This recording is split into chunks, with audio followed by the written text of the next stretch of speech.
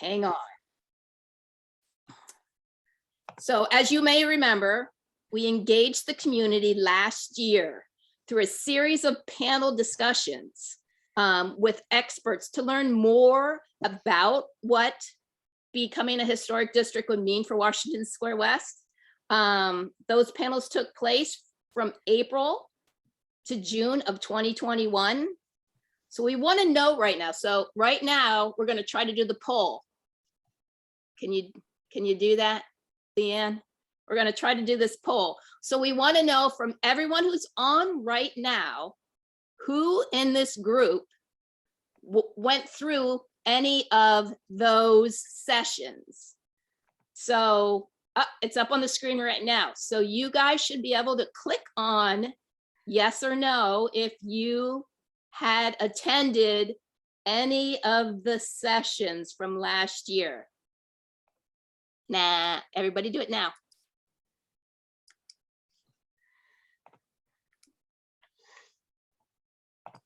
And it looks like we are at 50-50 right now, Tommy. Wow, that was quick. Okay. So while you're answering the poll, notice that you are on mute. I'm not on mute though, so I don't know who else is on mute. All right. Lastly, I want to direct your attention to the information on the website. Is that something we can even do, Catalina? So say that again, Tommy. So it's saying that we're supposed to be looking at the website right now. Yeah, I'm gonna put the link on the chat. For Leanne to put up?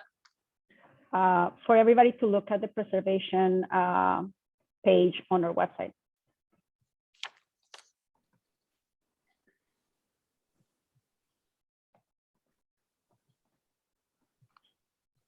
Okay, so it looks like about 50% participated in the panels before, and 50% of attendees today did not. And also, I just put on the chat a link to the webpage for the preservation on Wash West, so they can look at the videos from the past. All right, so yeah, that's going to give you the opportunity to watch those 3 panels, discussions that we had last year from April to June. Cool. Now I'm going to pass it back over to Catalina. You go, girl. Thank you. And Leanne, once again, if you can send us back to the presentation, that'll be great. So we just did that. If you can go slow in the next slides, I appreciate that. We're just going to go through 6, 7, and 8. And we're just going to show you what happened during the panels that we hosted from April to June 2021. And we invited the community to participate in those panels so that we can learn as a community more about what preservation means and give the community opportunities to ask questions and raise their concerns. So the panels intentionally invited diverse perspectives on preservation.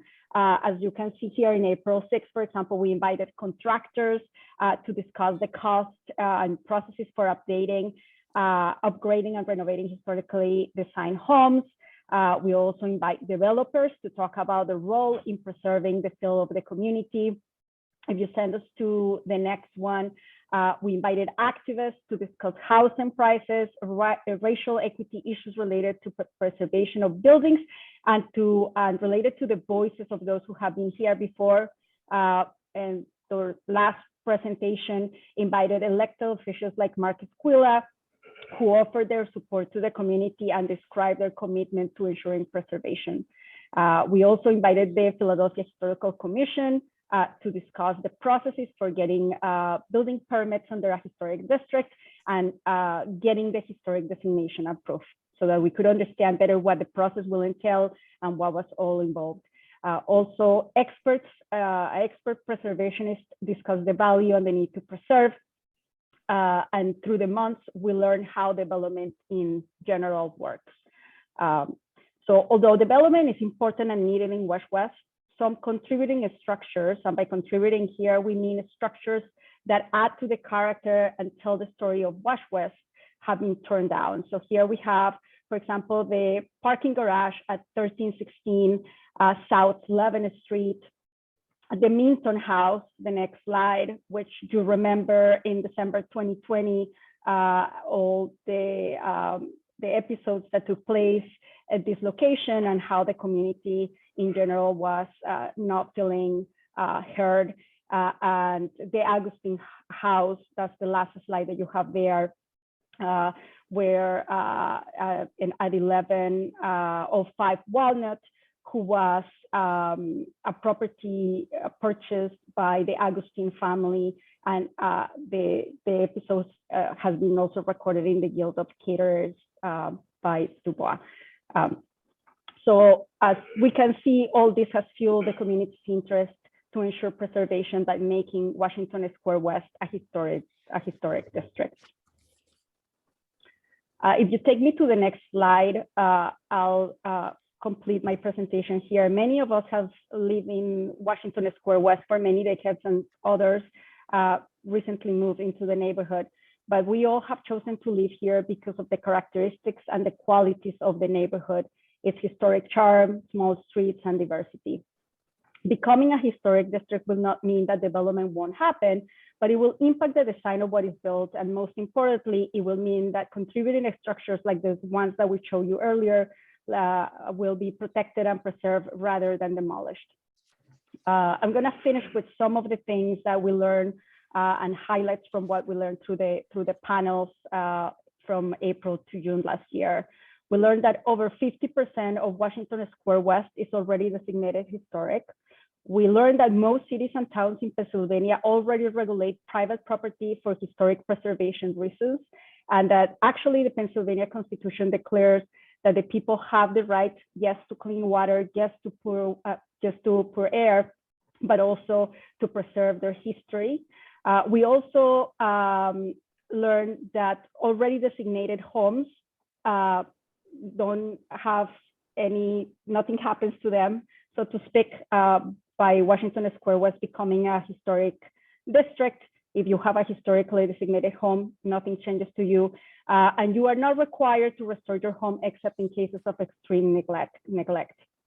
Alterations that are present at the time of designation can also remain until you decide to do work on your property. This was addressing some of the concerns that we heard from the community. We also learned from the panels that your property and neighboring properties will undergo the same regulations. The demolition of non-contributing buildings may be demolished by right. However, historically designated buildings usually can be demolished unless they represent a safety hazard.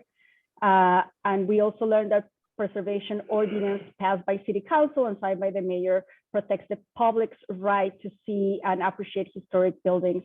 So the Historic Commission does regulate the exterior of the building and its features, but not the interior, and less so the sides or the rear of the buildings, especially if they can be seen from the public right away. Finally, we learned that property values in historic districts fluctuate less and increase more than those outside of historic districts. So those are just some of the highlights of the things that we learned through the panels that we hosted last year. Tammy, I'm passing it back to you. I got it. Thanks, Catalina. I want to actually give Catalina a huge applaud here because she has worked so hard on all of this stuff, guys. And really appreciate everything that she's been doing for this committee. So please, if we can give her a round of applause, I really appreciate it. So given what we have learned and the work that has been done so far, if we want to move forward with this historic nomination, we will need to submit a new application, everybody. So Paul and Emily are here today to tell us about the work that needs to be done and how they plan to accomplish that. So without further ado, we got Paul and Emily. Paul, and if you have slides, Katie's here to help you, or Emily, if you have anything too. I do have a handful of slides I'd like to share. So I will pull up my screen here in a second. Let me just say before I start, I want to thank the Preservation Committee for having me and for the board for their work on this historic district. It was my pleasure and honor to be on all three of those Zoom panels last year. And As a native Philadelphian and a out gay man, I consider Wash West my spiritual home. It's where I came out. It's where I go for social activities. Later, with my work at the Reading Terminal and Center City District, I got to know a lot of the neighborhood residents, and I served on the board of the William Way Community Center in the Wash West neighborhood for 6 years, 4 of them as chair. So I do feel like Wash West is my spiritual home. So let me share my screen and I'll take you through some pretty quick slides here. I'm the executive director of the Preservation Alliance, which is a nonprofit historic preservation advocacy organization based at 16th and Walnut. And let's see how I start this. There we go. All right, whoops, let's go back one. All right, so some of this Catalina covered beautifully, but I did want to start out by showing some recent losses in Wash West, all of which would have been protected if the 2011 Historic District nomination had been approved. Doesn't mean they couldn't have been torn down, but there would have been a process that the community could have participated in. And instead, there was really not much of a process that I know of that led to the demolition of these properties. What is a historic district? Well, it's a designated geographic area within which properties are regulated by the Philadelphia Historical Commission. And historic districts are areas united by their architecture and or by their historical significance. A historic district prevents demolition and inappropriate alteration without review and approval by the Historical Commission. And historic districts were enabled by the Historic Preservation Ordinance of 1985.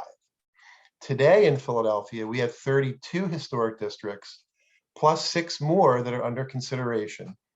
And since the last Wash West Historic District nomination was created in 2010, 2011, 17 new historic districts have been approved.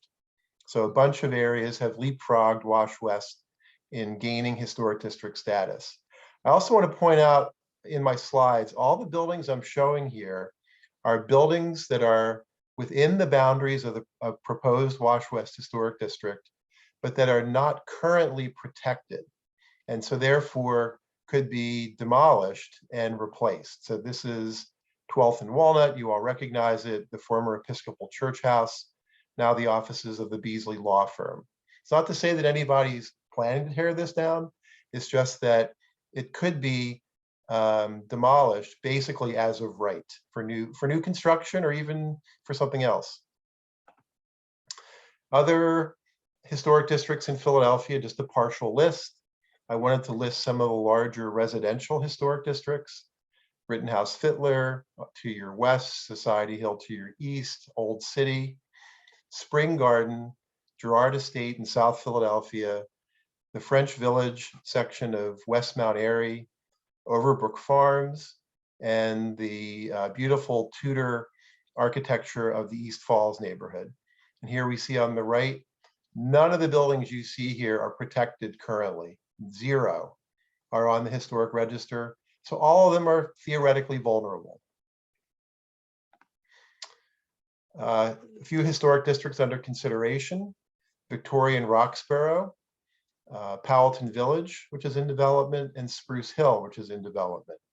All of these are potential historic districts. Victoria and Roxborough actually is well advanced in the process, and consideration of their nomination will begin next month.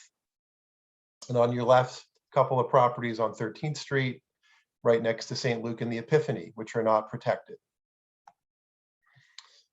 The Wash West Historic District, originally nominated in 2010, Catalina said May of 2011 is when it actually was submitted for consideration. The district proposed then included over 1,500 properties. And as Catalina indicated, about half of them are already individually listed on the historic register, but not these buildings. These buildings at 11th and Locust are not listed on the historic register. It's a corner property at 11th and Locust. This is exactly the kind of area that some developers might try to assemble to knock them down and put up a new residential building or something else. Here are the boundaries as originally proposed of the Wash West Historic District. Roughly Walnut Street to the north, Lombard, a little below Lombard to the south, roughly 13th to the west, bleeds over a little bit on the west, and roughly 8th Street on the east. So it's a rough rectangle. It does exclude some of the big Jefferson University and hospital buildings on the northeast part of this rectangle, but otherwise that's roughly the boundaries. They are the boundaries of the originally proposed Wash West District. And then I'll do a lightning round before I close of some additional examples of currently unprotected properties in your neighborhood. This is 1300 block of Spruce. Last year, this middle townhouse was marketed for development, and the realtor proclaimed in the brochure, the online brochure, that this is eligible for tall, dense development here. It's the CMX5 zoning, but none of these properties, the Milestone next door and this building, I forget the name of it on the right-hand side, not protected. 11th Street, just above Locust Street. This is not protected. 12th and Walnut, not protected. The little charming carriage houses on Irving Street, west of 13th, not protected. 1300 block of Walnut. I took these pictures a year ago this month, and this block actually is looking better now than it did then. Some of these renovations have been completed, but it's not protected. The Fairfield Inn, the former Parker Spruce, recently renovated, not protected. Kamakin Locust, these townhouses converted to retail and apartments, not protected. And the Lenox, 13th and Locust, not protected. Again, not to suggest that any of these are under any current redevelopment proposal. It's just that they could be. And a historic district would put in a measure of control that the neighborhood would have through the historic district in having a say over what happens to buildings like these and the overall historic character of your neighborhood. So with that, I will close and turn it back to Madam Chairwoman, Tammy Sortman. Thank you, Paul. You showed my house. So like, I'm like, what are you showing my house, Paul? Emily. Be afraid, be very afraid. No, just kidding. I'm already afraid. I have a new landlord, so you never know. You never know. Emily, can you go through what it's going to take to redo the nomination for us now? Sure, I'd be happy to, Tammy. And as has been mentioned, I was I worked on the original nomination in 2010, 2011. And it was a, as you can imagine, a substantial piece of work. But because things have changed in the district, you'll all be astonished to learn that there have been changes to some of the buildings. The work of documenting the current condition and configuration of the buildings in the district needs to be checked and updated as appropriate, because essentially a nomination consists of two main components. The first of which is documentation of the buildings in the district as it exists at the time of the nomination and designation. And then the significance of the district itself. So they're basically two components. And so the main tasks in updating the existing nomination consist of updating, as I mentioned, the current condition and status. There have been some demolitions that needs to be noted. Changes need to be noted in the form of alterations, and a current photograph needs to be part of that record. And then whatever changes might be appropriate to the statement of significance, and there certainly will be some, to make the argument a little bit more tight and coherent and up to date for today. Make sure that it will pass muster and lead successfully to a designation. Those are the two main components. And without getting everybody into the weeds, that involves basically substantial editing of the original narrative portions, which is the description and the statement of significance, and at least editing and checking to make sure it's all going to work. And the other part is to actually go out into the streets of Wash West and document all of the existing buildings within the boundaries of the district. And then the other really important part of this is to work with the staff of the Historical Commission to make sure that what is being done now is meeting their standards, and therefore will go to the full commission and be approved once they have decided, once they've given the current status of the nomination its blessing. So that's it in a very short nutshell. I don't want to inundate you with details, but I'm very, very pleased to answer any questions that you might have regarding the details, because otherwise I don't want to bury you in a lot of technical jargon, which will bore everyone to tears. So real quick, I just want to clarify exactly what you're going to be doing. So the first thing that has to be done is every building and every home has to be photographed. Is that correct, Emily? That's correct. So That's always necessary. Any nomination, you have to document the current condition of the buildings you're nominating.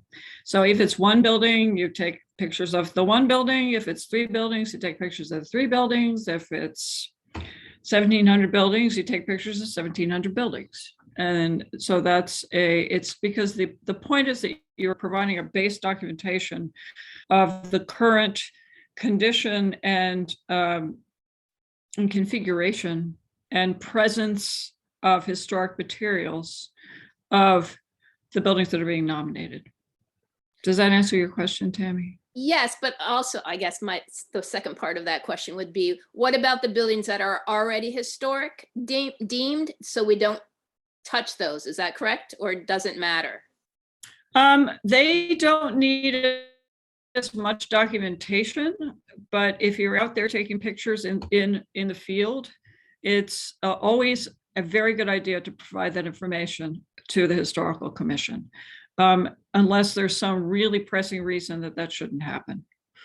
And that's the least time-consuming and smallest level of effort of the whole endeavor. Okay, so we are going to take pictures of every building. It's much easier to do it that way.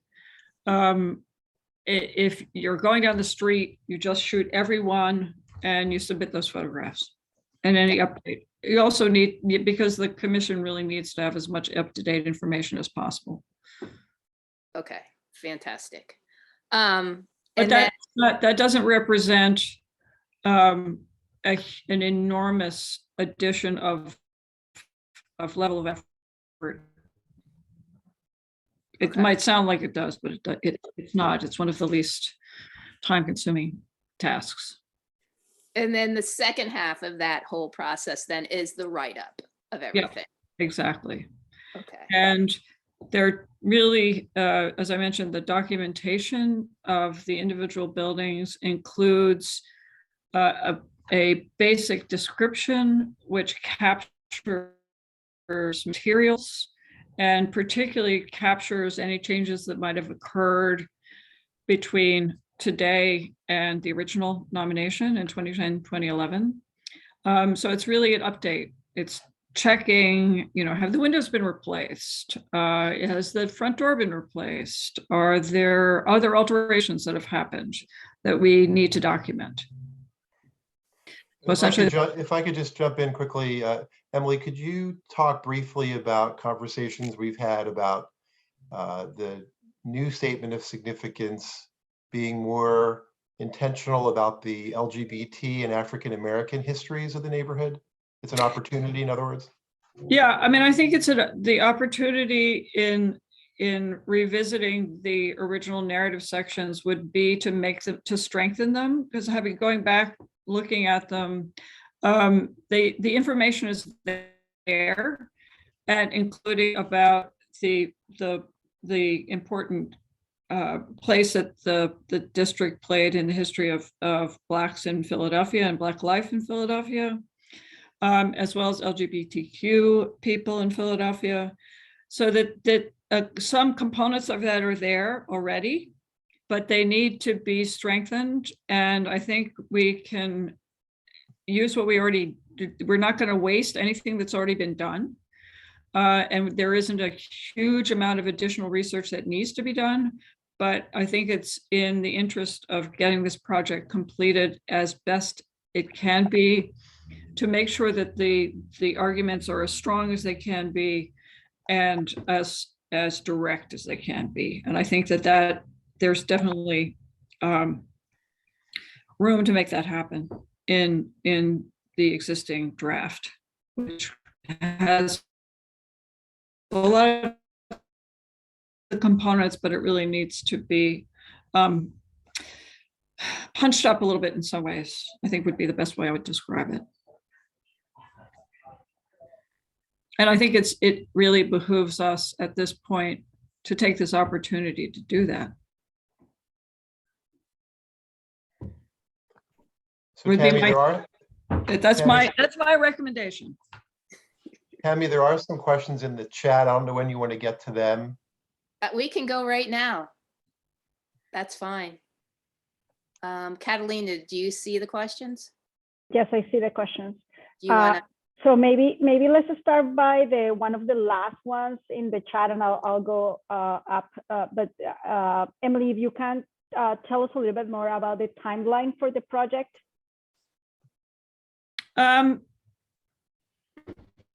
I think that's something that we still have to really determine. But it's not a process that's going to take a year, that's for sure, unless things become bogged down. But there are a number of questions about, can the staff of the Historical Commission find time to respond quickly or not? So they will need to review. And if they have that possibility, then the timeline will be shorter. But the actual work is relatively brief. It would take, I would think, at the most about 3 months to get the whole redrafting process done. Having it reviewed by the Historical Commission staff is a matter of their juggling all of the work that they're doing in addition to this at the moment, and being able to review and provide about what they might want to see to have things edited or strengthened. Thank you. And Emily, I think it's also important for people to know that if we were to start the project, you may want to start taking pictures very soon, because it's already a spring, and so the trees are going to prevent Yes. some of the photographs. Yeah, that is always an important consideration when you're doing field survey photography. It's always preferable to do it before leaf out, and obviously that's coming soon with the forecast of getting up into near the 70s later this week. So the sooner that can be accomplished, the better.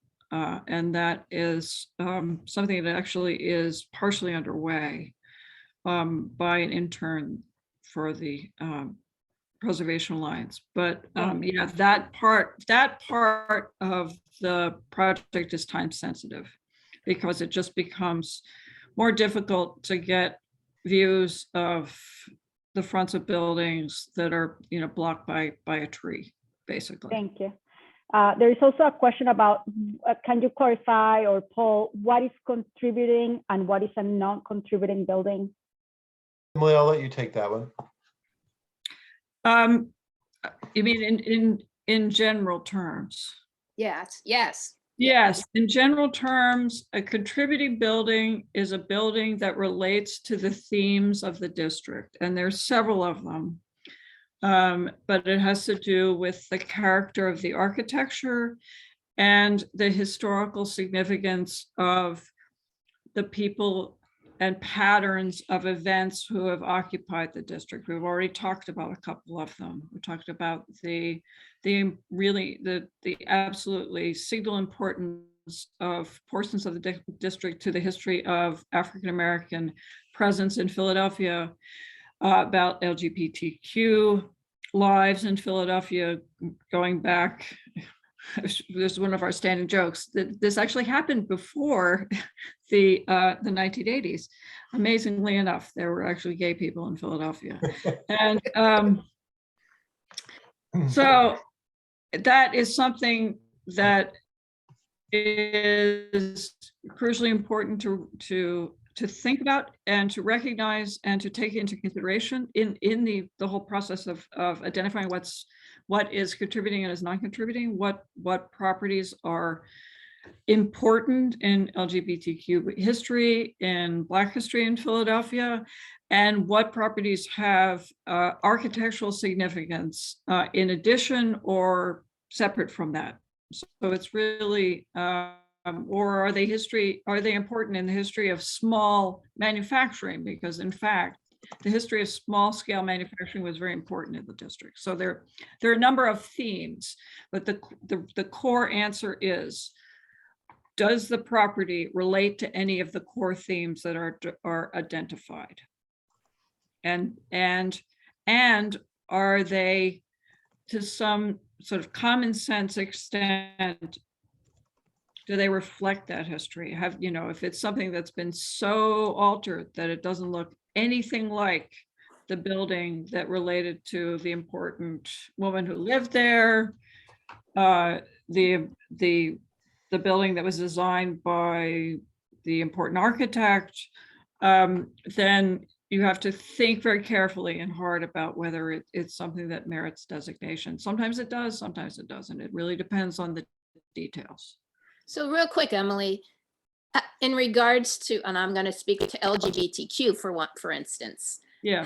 how would you know the history of that unless you spoke with historians in regard to that, or no? Yeah, that's a very important question, and I'm glad you brought it up. It's the kind of question that I would hope we would get information from a lot of local organizations. I know that there are a lot of people who have that information, and there's a lot more documentation certainly than there used to be, thank goodness. Right, Bob, are you there? I'm sorry, Bob Skiba, are you there? I'm here. I was Bob, listening to all this. So Bob, Yeah. introduce yourself real quick. I'm the curator of collections at the LGBT archives at the William Way Center. And I'm happy to look over what you're writing and maybe make suggestions. That would be wonderful. That'd be fabulous. It's a great idea. It really is. Yeah. Okay. No, good. these, I'm really glad you brought that up, Tammy, because I think there is a lot of information. I think that we got a lot of information in our original project from members of the community, but I think there's more that we can take advantage of and include at this point. And I think that would be really fantastic. That would be a key piece of this. Okay, cool. Because I saw Bob was on here and I know that he is working in the archives, that let's tie it together real quick to make sure that makes sense to partner. That is fabulous. No, that would be great. Okay, fantastic. So then we just need someone on the African-American side as well to help us out. Yeah. Okay. I think we have some activists that participated on the panels that may be interested in helping out with that time. So maybe we can reach out to some of them. Yeah. Okay. Yeah, some of it is not necessarily, some of it's kind of a broad pattern. I mean, a couple of years ago, I did a project on a property on Jessup Street and ended up doing a kind of deep dive into the census and realized that, that's that virtually all the original residents were Black in this particular block. And some of it won't be documented and some of it will be, we'll have to extrapolate from those kinds of documentation, like census records. But there are a lot of people who've actually done a lot of research on that already. So we can take advantage of that, which is great. Fantastic. Thank There's a you. really great question in here that I do want to bring up. It's asking and with the designation, does it protect the bricks and slate Yeah, I sidewalk? saw that. That wasn't something that we addressed in the original nomination, and we would have to think about that. I think we would have to talk to the commission staff about that. There is a separate street paving district, which is not is citywide. So I don't know if that's relevant to this, So- but I think the best way forward on that would be to talk to the commission staff. Okay, because Lynn Tammy? Landis, yeah, go ahead, Paul. I can answer I'm that sorry, a little John. bit. Jonathan, Hi, this is Jonathan Brose. I'm an architect and kind of familiar with that question a bit. So I would note that getting a street designated is much trickier because then you need to get involved with PennDOT and the Exactly. state and the various organizations. It's really difficult. And so even I remember when Germantown Ave, when they were trying to get that designated several years ago, I mean, that's an obvious historic street with cobblestones and everything about it would be obviously historic to anyone looking at it. And that took more than 8 hearings because of the amount of discussion it took with SEPTA and PennDOT and other, right-of-way organizations. Yeah, So my but recommendation would be to avoid that, but that's just my 2 but this cents. question is for sidewalks only, which is attached Sidewalks to is, the building. sidewalk is still part of the street. A street is Really? actually from building front to building front from a PennDOT Ah, okay. standpoint. Okay, And So I even think though- another important component or aspect to that to build on what Jonathan was just saying is the fact that the commission doesn't govern what the streets department does per se. The streets department, it's sort of an agreement, sort of a handshake agreement between agencies. But so in contrast to a project, basically let me just back that up for a second. The control of the historical commission exists at the level of an L&I permit. So if a project doesn't require an L&I permit, the historical commission basically has no direct power.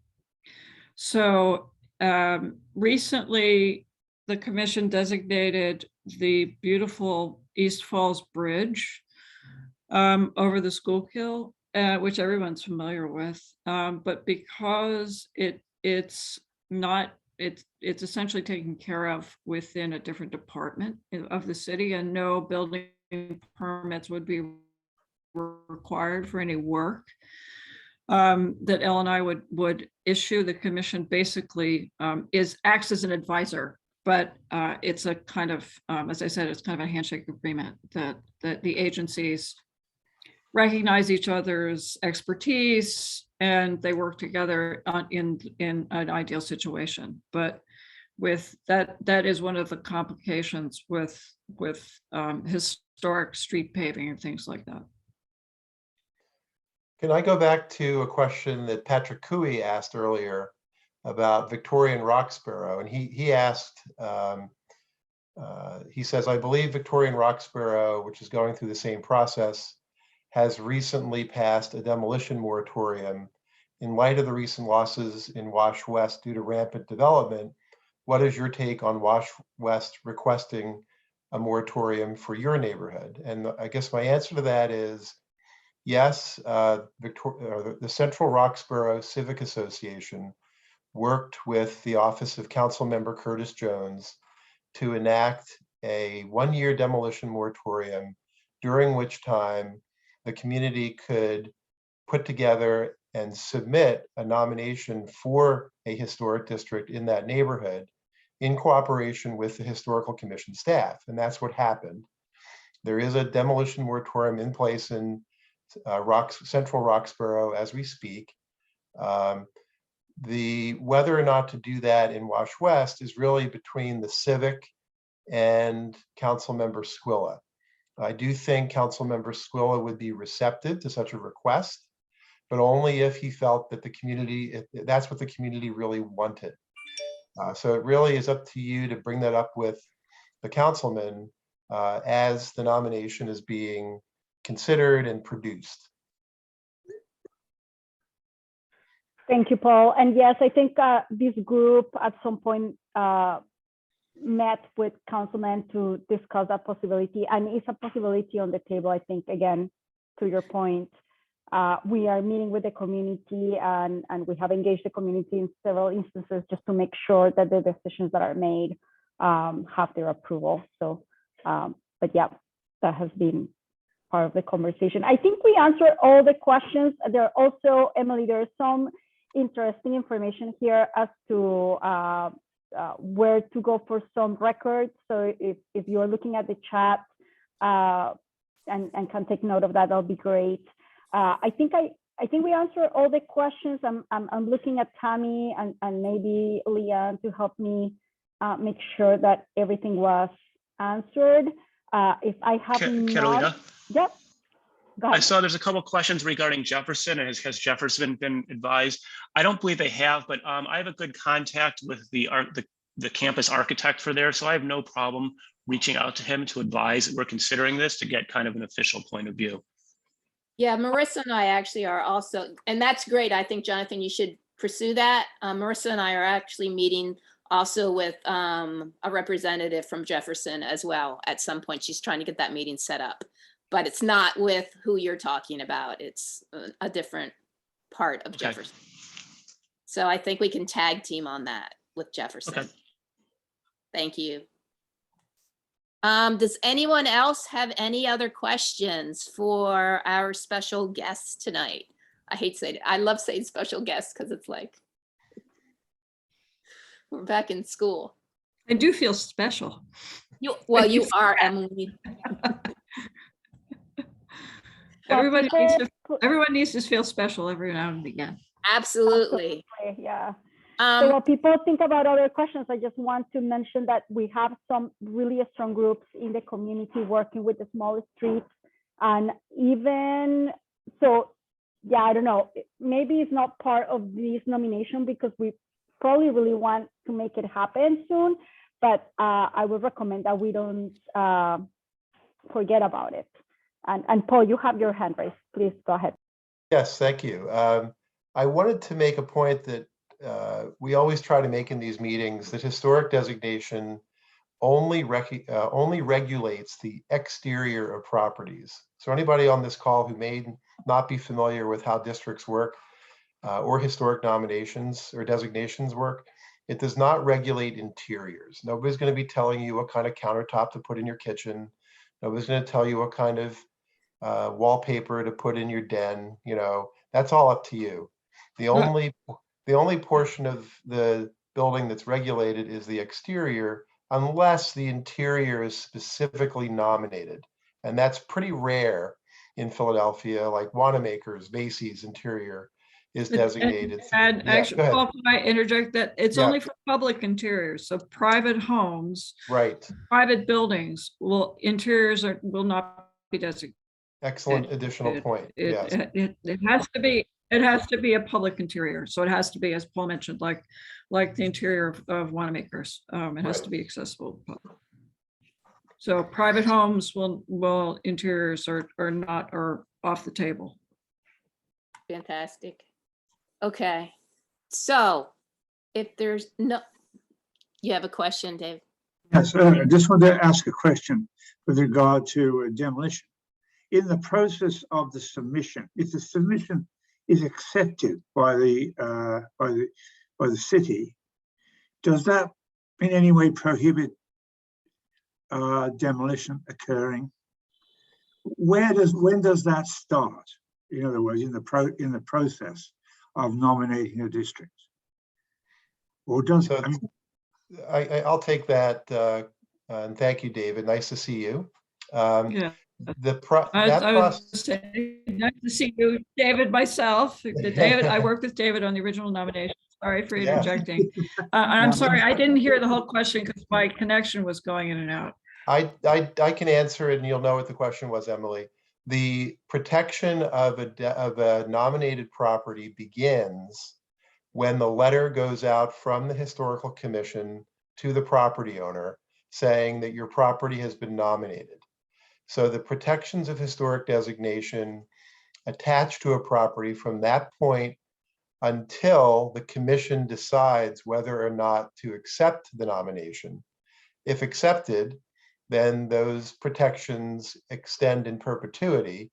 And of course, if not voted in favor, those protections disappear.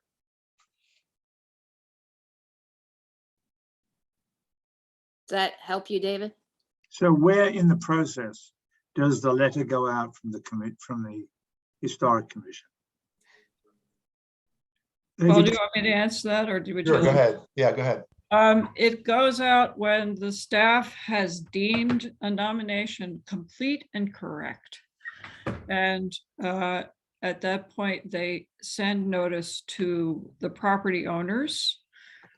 At this point, for this, it would be many property owners, obviously, and that at that point, the buildings are under protection.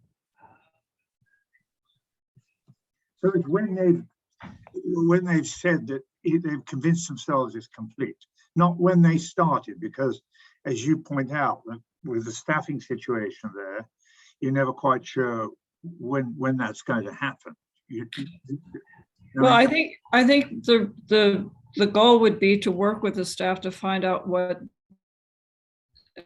how to make their job easier and get to that point as most efficiently as efficiently as possible, so that can happen, because they are very stressed in terms of the amount of people that have to do the work that's required. Mm-hmm. But I think I think the best way to help them do their job is to ask them what they need to have happen in order to get to that point. You good, David? Okay, perfect. There's one more question, which I thought was interesting. How does the designation affect awnings, roll down gates, exterior retail signage, dumpsters? Well, essentially, just to repeat it, it's a question of the review is triggered by the need for a building permit. So anything that needs a building permit will be reviewed by the commission. The vast majority of applications for building permits will actually be reviewed by the staff and won't come to the full commission and will be approved by the staff at that level. So it is only the larger and more complicated and more conspicuous projects that require a building permit that come to the full commission. So if something does not require a building permit, there's no, then you can do it. If it does require a building permit, it needs to be reviewed. That's basically the long and short of it. Thank you. Drew, what you got going on? Yeah, question. Thanks, Emily and Paul, for being here, especially. It's been a while since I looked at the original nomination and the application, but where does the history and not just history, but facts that are not associated with specific properties come into play, or don't they? So, for example, in Wash West, there are some national historic districts. And I'm sure there are in Society Hill and some other places, but they're not unique to a building, anything that would be individually photographed and written up as significant. But yet you would think if an area was significant enough to get the National Park Service to declare it a National Historic District, it might have some beneficial weighting? How does that get referenced? They're really two different things. Well, actually, let me answer. I think you actually asked a couple of different questions. Let me answer the question about the sort of definitive history of a property. A nomination is really not intended to do that. A nomination is intended to make a coherent argument for the significance of a district or an individual building or a group of buildings. And it's not really, the history that's included is the history that supports that argument. And so there may be facts that are really interesting about the history of that building that are not relevant. And it's always nice to have them in an appendix or something. I mean, there are a lot of nominations that are prepared that have that kind of information in the back matter, but it is much more effective to have a nomination that goes right to the point, that presents the argument and supports it for why a property meets the city's criteria, and uses historic facts to do that, of course. But there may be lots of information that you might be able to find. This actually happens on a regular basis, that people might be curious about, but are not necessarily directly relevant to why it would be significant according to a theme or according to the criteria that are in the city's ordinance. And so they're not absolutely essential. Hopefully some of the areas they want to know. But the crucial point is to present a coherent and well-supported argument in order to achieve designation. And I think people are surprised by the fact that it's not intended, a nomination is not intended to be sort of the be all and end all definitive history of a property. It's not. And it's really intended to designate it. There's always more history out there to find out, in my experience. And that's more a matter of interpretation, people's interest. There's, it's for other purposes. So, sometimes I work with historic sites. They want to find out new information. A property is already designated as a National Historic Landmark, but there's a whole bunch of stuff they don't know about this particular theme, and they want to know so that their visitors can learn about it. And but it's not necessarily essential to have it designated. And the other point I wanted to make about the National Register is the fact that a property is not just an individual building, it could be a whole district. So forgive me for using jargon. I've been, doing this for too long. A district or a building or a site or a structure or an object, which is usually a sculpture, can be designated because it's important at the local level in addition to statewide or national level. So something that's on the National Register is not necessarily more important than something that's been designated by the city. They're not necessarily mutually exclusive. So you could have something that's locally significant, something that's nationally significant, something that's significant to the state, significant to the city, that is designated by listing in the National Register, designated by the city, and they're parallel trains. They're really not. They are. It's really two different functions. The National Register, listing something in the National Register essentially controls the actions or doesn't control. Sorry, I overstepped. It influences, we hope, the actions of the federal government, including things like state money, federal money. Actually, it's state money that comes from federal sources. So it does not normally have an impact on what individual property owners do or don't do with their property. Okay, well, or federal.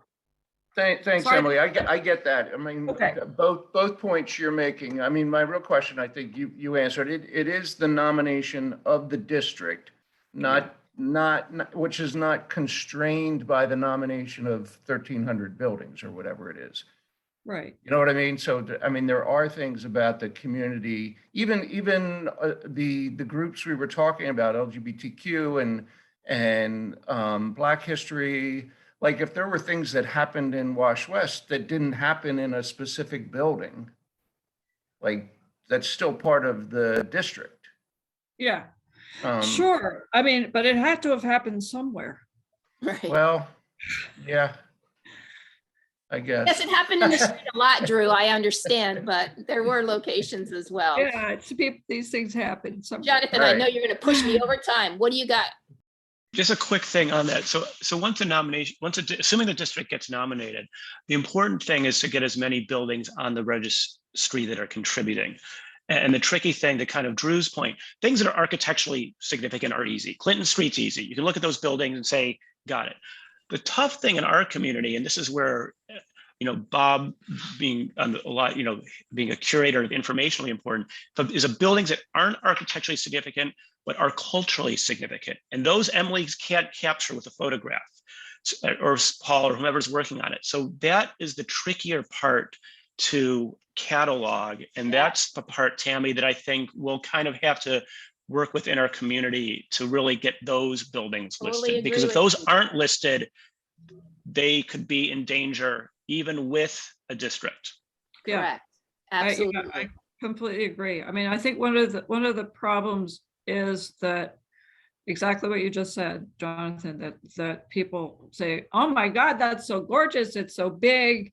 It's so imposing. Oh my God, it must be historic. But that's not the only place that historic lies, as we know. And particularly when you have, when you are trying to understand the significance of people who weren't rich, who didn't have the money to hire architects and commission big houses with brownstone facing, and that's obviously it's sometimes harder for people to get their minds around that, and it's always more difficult for people to kind of understand that. It takes a little bit more convincing is the wrong word, but presentation of the facts. I do want to draw attention to everyone's attention to the fact that I did put a link to the 2011 nomination in the chat.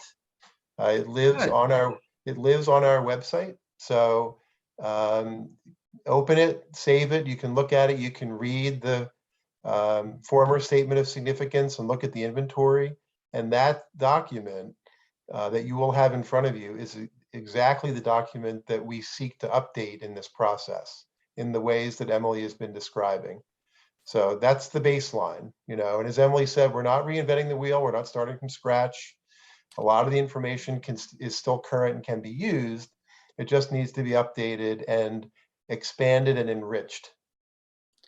Okay. So before everyone gets off, because I'm seeing the numbers are dropping quickly, I want to do my big close. Now we're going to talk and be very transparent right now. Money. We're going to talk about the money. So Emily gave us a proposal, and it's for $13,500 to do the nomination. I want to let everyone else know with that we did get one donation in from Washington Square West Historic District Organization. So that was the original group that did the nomination. I've already donated $5,000 towards the $13,500.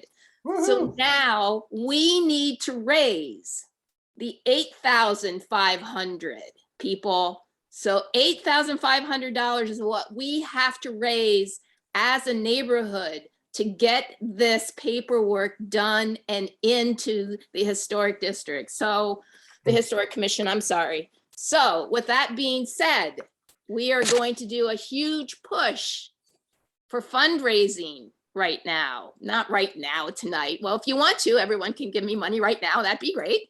But we're going to do fundraising very quickly, and we need everybody's help. Everybody. So stay tuned for all the information that's going to go out into the neighborhood about the fundraising, because it's going to come out instantly. But also everyone also needs to know that the board of Washington Square West Civic Association still needs to give a final vote and approval to move forward. So with that being said, board members that are on this meeting, we have to do this vote ASAP. So be ready for that as well. I really, really, really appreciate everybody's time tonight. We went over. I'm sorry we went over 8 minutes. We tried to stay I'm on. sorry, I talk too much. I tend to do that. I'm sorry. Your fault, Emily. All your fault. But I want to thank Paul and I want to thank Emily. They were fantastic. I really, really you. appreciate Thank you very much. tonight. Thank you. You're very special people for us. So just remember that. And Bob, we're going to be talking to you really soon. So be ready for the phone call. All right. Did I cover everything, Catalina? Everybody's good? Katie, thank you for putting in your comment that you did. I appreciate that. That's it. Thank We you did. all very, very much. Thank you. Thank Good you. night. Thank you, everybody. Bye.